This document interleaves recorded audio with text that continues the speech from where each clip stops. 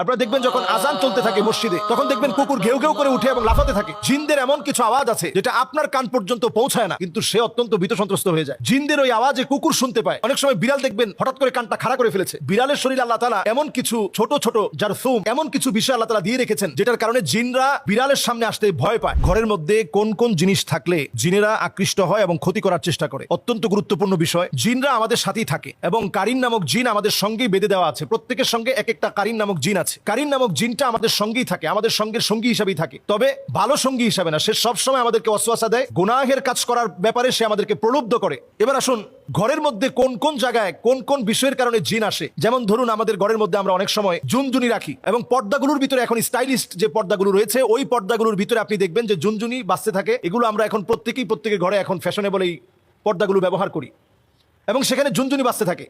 নবী সাল্লাল্লাহু আলাইহি সাল্লাম আমাদেরকে সতর্ক করেছেন, লা তাদখুলুল মালাইকা বাইতুন ফিহি জুলজুল। এই যে জুনজুনি অথবা নুপুরের যে আওয়াজ, ছোট ছোট বাচ্চারা নুপুর পরে পায়ের মধ্যে নুপুরের ঝুনঝুন ঝুনঝুন করে আওয়াজ হয়, এটার কারণে জিনেরা আকৃষ্ট হয়। আপনি চিন্তাও করতে পারবেন না, খুবই সিম্পল সাধারণ বিষয়, কিন্তু জিনেরা এতে করে আকৃষ্ট হয়, রহমতের ফেরেশতারা চলে যায়।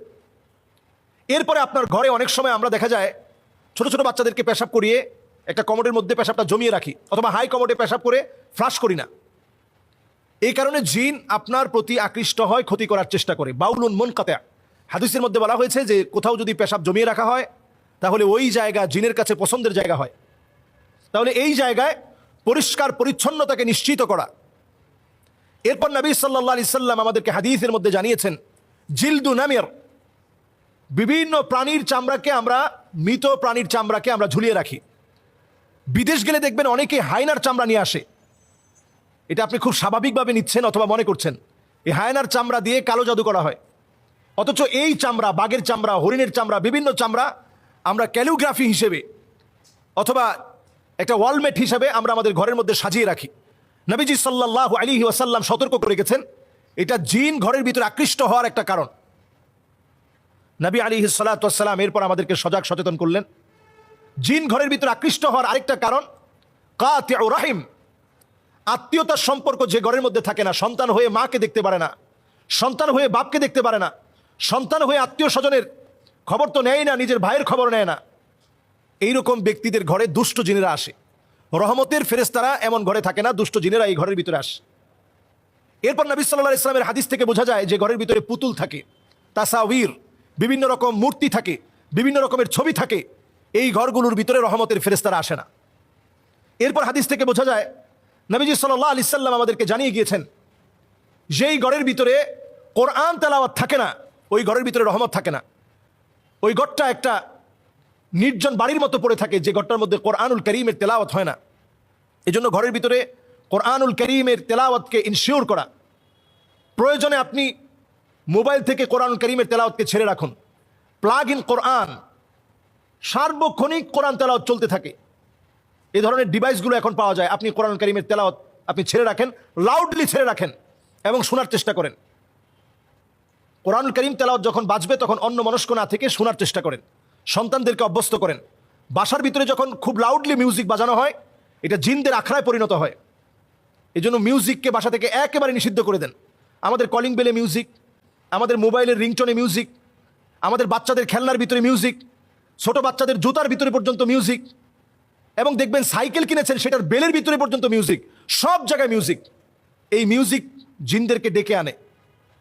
আল্লাহ রাব্বুল আলামিন কানের একটা পাওয়ার দিয়েছেন। কুকুর কিন্তু আমার মতো শুনে না, বরং ছোট্ট মৃদু একটা আওয়াজ আছে যেটা কুকুরকে ভীত সন্ত্রস্ত করে ফেলে। আপনি অনেক সময় এই আওয়াজটা কানের মধ্যে শুনতেই পাবেন না, কিন্তু জিনদের ওই আওয়াজের কারণে কুকুর ভীত সন্ত্রস্ত হয়ে দৌড়াতে থাকে। আপনারা দেখবেন যখন আজান চলতে থাকে মসজিদে, তখন দেখবেন কুকুর ঘেউ ঘেউ করে উঠে এবং লাফাতে থাকে। তখন জিনেরা কুকুরের মুখ দিয়ে প্রবেশ করে পিছনের পথ দিয়ে বের হওয়ার কারণে প্রচণ্ড ভীত সন্ত্রস্ত হয়ে কুকুর লাফাতে থাকে। ওই আওয়াজ, ওই সময়ের সিচুয়েশন, জিনদের এমন কিছু আওয়াজ আছে যেটা আপনার কান পর্যন্ত পৌঁছায় না, কিন্তু সে অত্যন্ত ভীত সন্ত্রস্ত হয়ে যায়। জিনদের ওই আওয়াজে কুকুর শুনতে পায়। অনেক সময় বিড়াল দেখবেন হঠাৎ করে কানটা খাড়া করে ফেলেছে। বিড়ালের শরীর আল্লাহ তাআলা এমন কিছু ছোট ছোট জারথুম, এমন কিছু বিষয় আল্লাহ তাআলা দিয়ে রেখেছেন যেটার কারণে জিনরা বিড়ালের সামনে আসতে ভয় পায়। ছোট ছোট পাখি আমরা লালন পালন করি, কাকাতুয়া, লাভবার্ড, টিয়া পাখি, কবুতর, ময়না, এ জাতীয় অনেক পাখি আমরা এখন লালন পালন করি।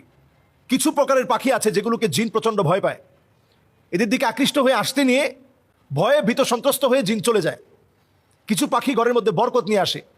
এজন্য পাখিগুলোকে যদি আমরা লালন পালন করতে চাই, তাদের হক ঠিক রেখে, খাবার দাবার ঠিক রেখে লালন পালন করতে হবে। ঘরগুলোকে প্রতিনিয়ত কোরআনুল কারীমের তেলাওয়াত ছেড়ে দিয়ে বরকতে পূর্ণ করতে হবে। কুকুর থাকলে ঘর থেকে বের করে দিতে হবে। যদি ঘরের ভিতরে বড় বড় পুতুল থাকে, এগুলোকে সরিয়ে ফেলতে হবে। আত্মীয়তার সম্পর্ক না থাকলে বৃদ্ধি করা লাগবে। যত রকমের মিউজিক, জুনজুনি সহ যা আছে, এগুলো ঘর থেকে সরাতে হবে। আল্লাহ রাব্বুল আলামিন আমাদেরকে বোঝার তৌফিক দান করুক। আসসালামু আলাইকুম।